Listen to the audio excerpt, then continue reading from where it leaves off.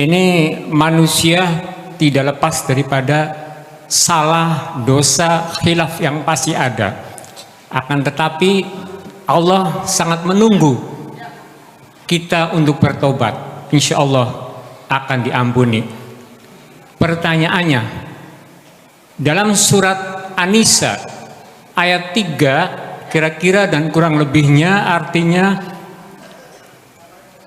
maka nikahilah perempuan yang kamu senangi 2, 3 atau 4. Ketika kamu tidak merasa tidak bisa berlaku adil, maka cukup 1.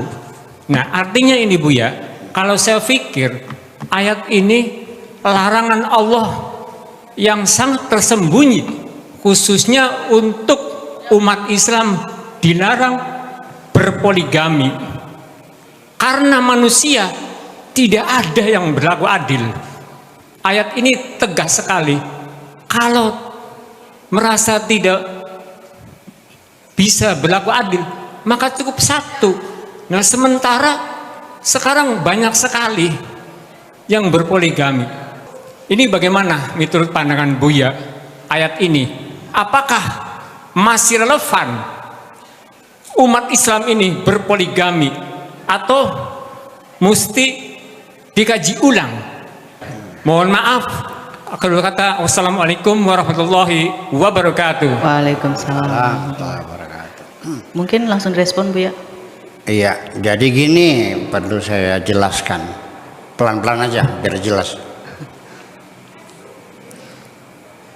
Kalimatnya memang iya menggunakan fiil amar. Fankihu, nikahilah, ma tabalakum minan nisa, perempuan yang cocok buat kamu. Masna 2, wa thulatha 3, au ruba'a 4. Masna wa dan 2 berapa? Wa dan thulatha 3, 6 sama 4 berapa? Wa ruba'a 4, 8 berarti bukan au kan, wa kan ya. Iya, jadi bukan 4 dong. 22, 33, 44 22, 4, 33, 6, 10 44 jadi 18 kan ya. Gitu guyon. Ini ingin saya jelaskan bahwa fankihu itu bukan perintah Tuhan. Itu kalau di i'rab ya, fankihu itu namanya jawab syartin, jawab syarat dari kalimat jumlah syartiyah, conditional sentences, kata conditional sentences, kalimat bersyarat. Apabila, nah awalnya kan begitu. Wa in khiftum alla tuqsitu fil yatama, kalau kamu khawatir tidak bisa ngurusin anak yatim, menyantuni anak yatim, maka nikahilah. Jadi menikahi perempuan itu dalam rangka ngurusin anak yatim. Berarti yang dikawini siapa? Khusus parawan maning siraku. Itu bersalah. Ini namanya mengambil kesempatan dalam kesempitan. Jadi pesan utamanya adalah bukan suruh kawin, nggak ada urusan tuh. Iya, pesan utamanya adalah menyantuni anak yatim, jangan sampai mereka terlantar. Kanjeng Nabi ini waktu kecil jadi anak yatim. Dalam kandungan bapaknya meninggal, masih kecil ibunya meninggal, genap jadi yatim piatu. Ikut sama kakeknya, kakeknya mati, ikut sama paman, pamannya nyuruh dia menggembala kambing, cari makan sendiri dari kecil. anak miskin menderita, makanya pesan tentang yatim itu luar biasa. Karena Nabi yang mengalami sendiri. Kalau kata peribahasa orang Jawa mah amit-amit pitung turunan ajatinemu kayak kita. Belenake dari yatim go. Paham enggak? Jangan sampai umatku menderita seperti aku anak yatim ini. Bahkan menjadi tolok ukur kebenaran agama seseorang dilihat sejauh mana dia menyantuni anak yatim. Kalau tidak, agamanya bohong. Udah? Itu. Jadi wa in khiftum alla tuqsitu fil yatama namanya jumlah syartiyah. Syarat. Fankihu ma taba lakum minan nisa'i matna wa thulatha wa ruba'a namanya jawab syartin.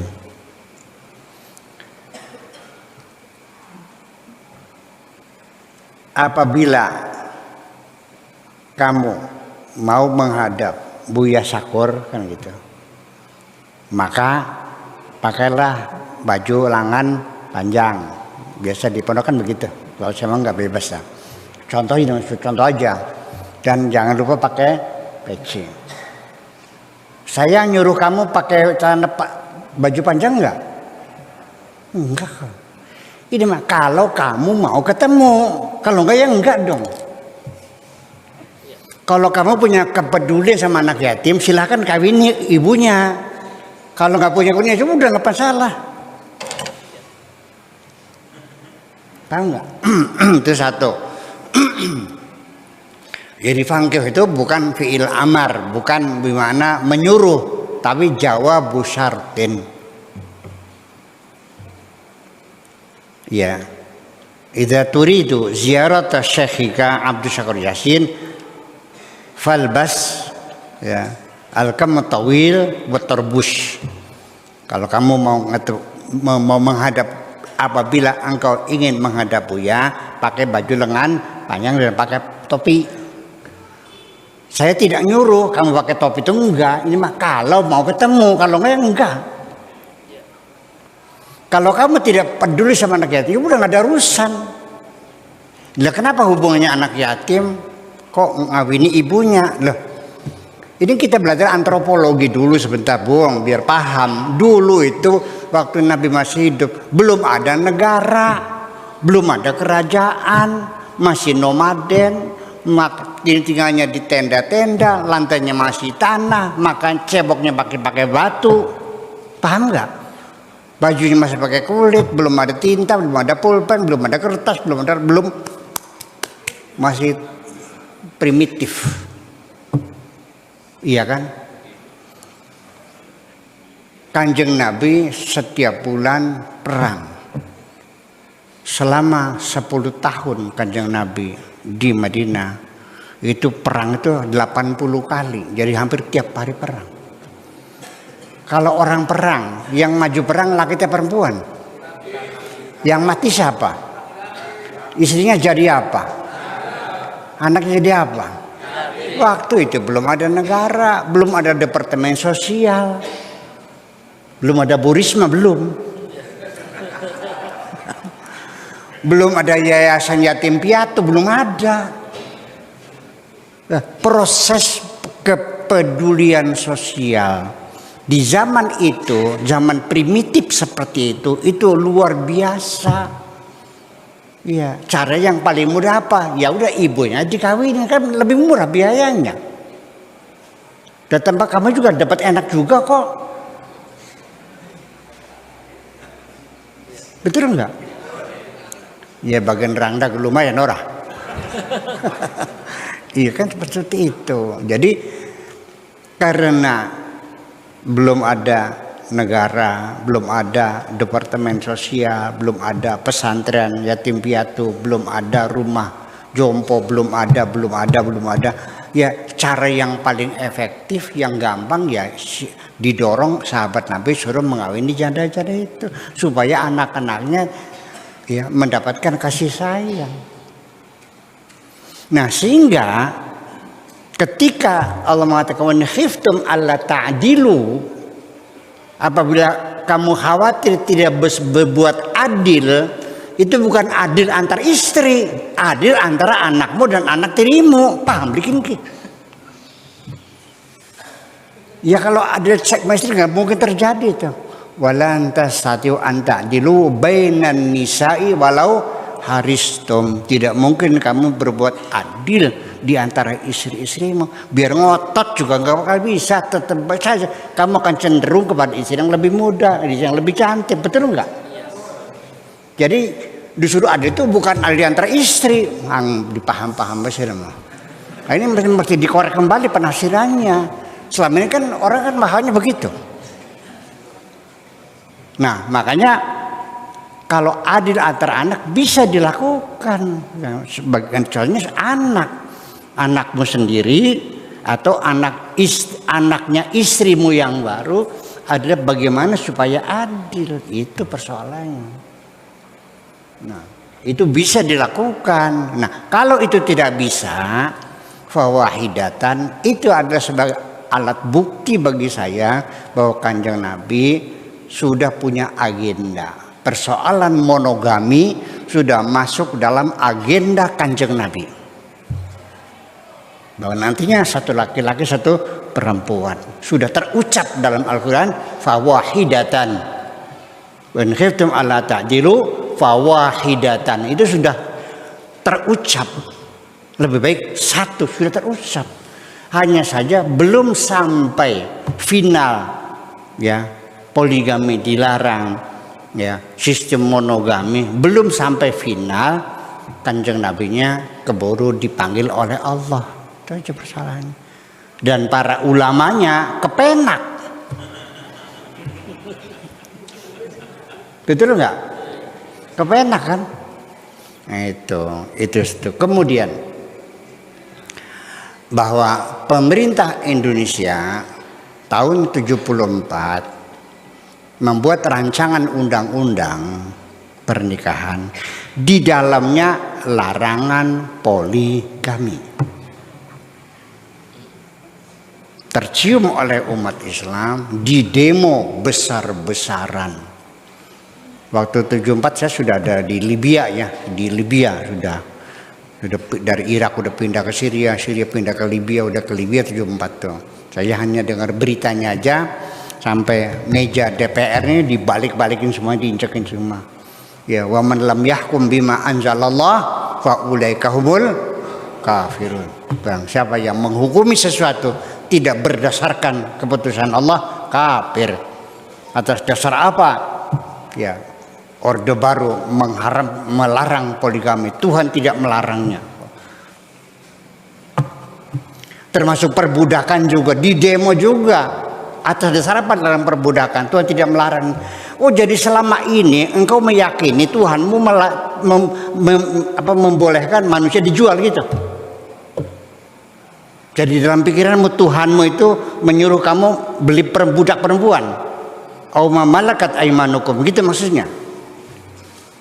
Ya, termasuk larangan-larangan Komisi Nasional Anti Kekerasan terhadap Perempuan, dibuat komisinya. Iya. Di demo juga, bagaimana melarang? Tuhan menyuruhnya. Wallati takhafuna nusuzahunna fa'iduhunna wahjuruhunna fil madaji wadribuhunna. Dipukul aja istri itu. Apa begitu maksudnya? Apa agamamu menyuruh, Tuhan menyuruh mukul istri? Tak tangkap sama saya, tak laporin polisi. Ibu-ibu yang suaminya galak suka mukul-mukul, lapor segera. Ya, saya bantu untuk biaya visumnya. Iya, tapi Tuhan tidak melarang. Ya itu urusan kamu, itu Tuhan kamu. Ini kita manusia, kita atur dengan aturan manusia. Makanya perempuan itu binatang, bukan manusia, digebukin anak aja. Mana lagi? Kita bertemu baik-baik, ya bisa baik-baik dong, gak usah ngebugin lah. Itu maksudnya. Jadi kamu nggak jelas. Itulah makanya saya katakan berkali-kali, Al-Quran mengatur perbudakan. Membolehkan suami mukul istri dan sebagainya. Itu bukan melegalisir, itu hanya mengakomodir. Itu tradisi itu terjadi di lapangan sehari-hari, sekedar mengatur saja daripada tidak diatur. Namanya mengakomodir, bukan melegalisir. Perbudakan ada, diatur, bukan melegalisir. Paham nggak? Ngerti nggak maksudnya? Islam mengatur perbudakan itu bukan melegalisir, tapi mengakomodir. Sholatnya kalau budak perempuan auratnya kayak laki-laki dari pusar sampai lutut, teteknya kelihatan nggak apa-apa kalau budak perempuan. Itu bukan berarti agama Islam menisahkan manusia, ada manusia sebagai budak, sebagai binatang, separuh harganya, kan seperti itu. Itu bukan melegalisir, namanya mengakomodir. Itu aja persoalannya. Jadi ya susah. Ya sampai sekarang saya sebagai ketua perkumpulan ulama Subang, Indramayu, Cirebon, 3 kabupaten, namanya Nahjul Marom. Setiap bulan kita ketemu membahas fikih, membahas hukum-hukum dengan para ulama di sini. Masih ada yang meyakini perbudakan itu boleh. Abraham Lincoln itu gak sah membubarkan perbudakan itu. Islam tidak melarang perbudakan. Masih ngotot, masih. Paham nggak? Nah itulah persoalannya. Ya udah, masa saya harus bertengkar? Ya udah. Jadi boleh, ya boleh, ya udah silakan, silakan. Barangkali mau beli budak silakan. Barangkali kamu memukulin istri, tapi mau memukul istri, saya laporkan kalau memukul istri. Karena ada undang-undangnya, KDRT, kekerasan dalam rumah tangga, dilindungi perempuan sekarang. Iya, kau ceraikan, seenakmu nggak bisa, harus di pengadilan. Nggak bisa, ucapanmu tidak sah mencerai istrimu, harus diproses di pengadilan. Suka tidak suka, ini negara Indonesia, silakan. Itu aja sekarang kita bicara tegas-tegasan aja lah. Iya, ini semua keputusan pemerintah secara syariat harus kita taati. Ini syariat, paham nggak? Tadi bilang kan, ati Allah wa ati Rasul wa ulil amri minkum, kan artinya begitu. Jadi ya ini undang-undang kita hormati gitu. Jadi jangan kamu mengatakan Allah tidak melarang saya mukul istri karena Allah mengatakan wadribuhunna sih. Ya tampak dengan kita siranya. Gitu. Jadi artinya di sini kita perlu dijelaskan berulang-ulang karena masih banyak orang yang nggak paham. Paham nggak? Iya. Saya lanjutkan lagi. Dalam hukum fikih madzhabul arba'ah yang dibaca di pesantren-pesantren, yang dimiliki di rumah-rumah kiai, mengatakan bahwa istri ketika jatuh sakit dan tidak bisa melayani suaminya, apakah kena kanker serviks atau juga kena penyakit lain sehingga TBC sebagainya, ketika istri itu sakit tidak bisa membahagiakan, memberikan kepuasan seksual kepada suaminya, maka sang suami tidak berkewajiban ngasih makan. Mau dipakai begitu? Saya buka kitabnya. Sekarang saya ambil nih kitabnya kalau untuk saya. Iya. Sampai kalaupun mati tidak berkewajiban suami membelikan kain kafan. Bayangkan. Fikih seperti itu mau dipakai sekarang. Mau dipakai. Dari Tuhan gitu. Nah itulah persoalannya. Ini persoalannya. Saya ini muslim loh. Saya ini kiai kan. Kamu ikhlas nggak bagi saya kiai ini? Kamu ikhlas nggak bagi saya kiai? Barangkali murtad. Iya. Ya ini kan kemanusiaan. Masa istri sakit nggak dikasih nafkah karena tidak bisa melampiaskan kebutuhan seksualnya? Gimana lagi? Ya, tidak mengerti semacam itu. Dikawinnya dipaksa, diceraikan seenaknya saja. Betul nggak? Ya, ngelawan dikit tampak. Gimana? Istrimu itu bukan babumu kok. setara dengan kamu, sahabatmu untuk di dunia dan akhirat. Itu kira-kira. Nah, ini jadi kita mesti jelas ya, mesti jelas, kita harus menunjukkan sikap yang jelas. Iya. Dan sekarang ini sulit melakukan revisi terhadap fikih Islam. Betul nggak? Karena itu bukan lembaga, asalnya kajian pribadi Imam Syafi'i, Imam Hanafi, Imam Maliki, Imam Hambali, pribadi masing-masing, personal, bukan lembaga, bukan lembaga yang dibentuk oleh negara berdasarkan keputusan untuk melakukan kajian gitu, enggak, masing-masing. Nah, yang menjadikan dia menjadi mazhab itu adalah murid-muridnya, ya, mengembangkan pikiran-pikirannya itu. Jadi seperti itulah kira-kira. Jadi artinya bahwa saya selanjutnya ingin mengatakan bahwa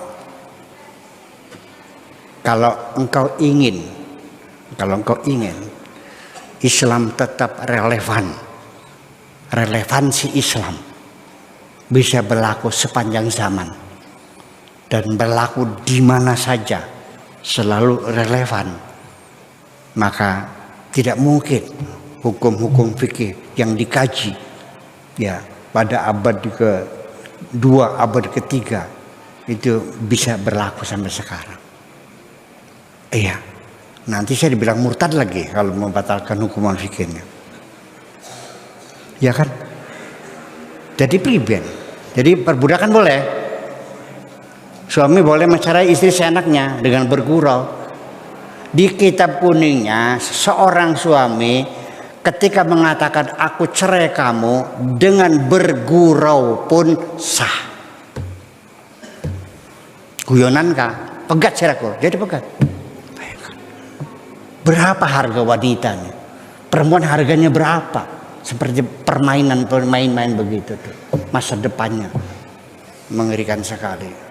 Nah itu bukan Islam, itu peradaban Arab pada zaman dulu yang diakomodir. Paham nggak? Oke, terima kasih, gitu aja.